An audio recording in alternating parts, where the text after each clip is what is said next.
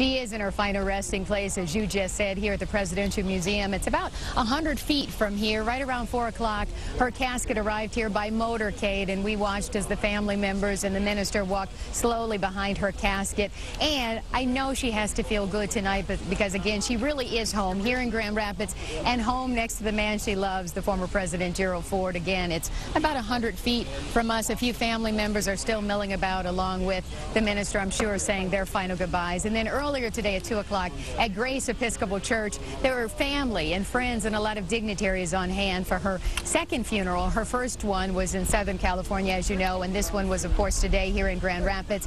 The former First Lady, Barbara Bush, was on hand. Former President Bill Clinton was on hand. Former Vice President Dick Cheney and his wife, Lynn Cheney, were both there today. And Lynn Cheney actually did the eulogy today, and she talked about this brave woman having enough courage to talk about the problems in her life and saving so many lives because of it.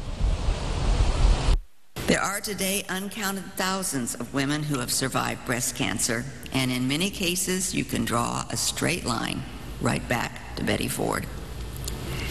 The same can be said of many who've struggled against the hurt and desolation of addiction as she did. 19 years ago, when I went through my alcoholism, my mother was the first one there for me to comfort me like she comforted so many others. And she was the first one there, and it was actually funny because I remember going to my mom and saying, "Mom, I know you've walked in these shoes already. I think I'm an alcoholic." And she was just like every other mother in the country. She said, "Oh no, my son's not an alcoholic. You can't be an alcoholic." I said, "Mom, stop. You can't be in denial. You're like Betty Ford, you know. You're like the poster child for this thing." Certainly an amazing woman, and that's what she stood for. And she said really no one should ever be ashamed to admit that they're addicted to drugs or an alcoholic, not even her own children. A wonderful woman. She will be missed, but of course never forgotten. And you know, my colleague Tom Waite has been here in Grand Rapids covering the funeral services right along with me, and he got a chance to speak to a lot of people who were outside that funeral waiting and hoping to pay their final respects to this wonderful woman. Take a listen. Saying a final goodbye to their mother, Betty Ford. The Ford children watch as the First Lady's casket makes its final journey home. Mrs. Ford's resting place next to her husband. You know, I've had to say goodbye to my mom.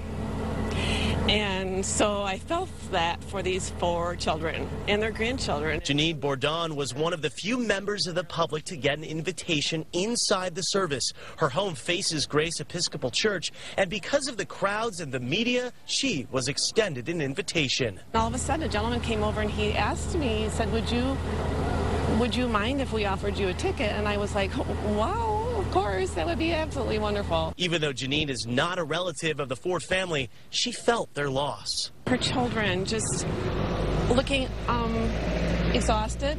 It's been a long wait for them, but they are there for the right reasons, and they're there in the moment, and they all spoke.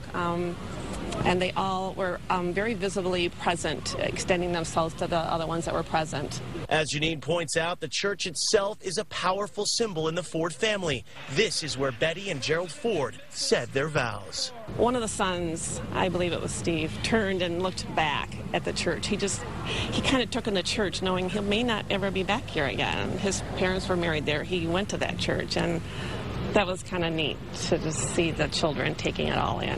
Janine says, well, today was a sad day to say goodbye to the First Lady. She says, no matter what, you can't take away what Betty Ford gave to Grand Rapids and Michigan. Reporting from Grand Rapids, I'm Tom Waite, Channel 7 Action News. Thank you so much, Tom. She leaves behind 3 sons and a daughter, an extended family, and really a country that loves and adores the former First Lady, Mrs. Betty Ford. And we thank God that she's finally at peace tonight. Stephen and Diana.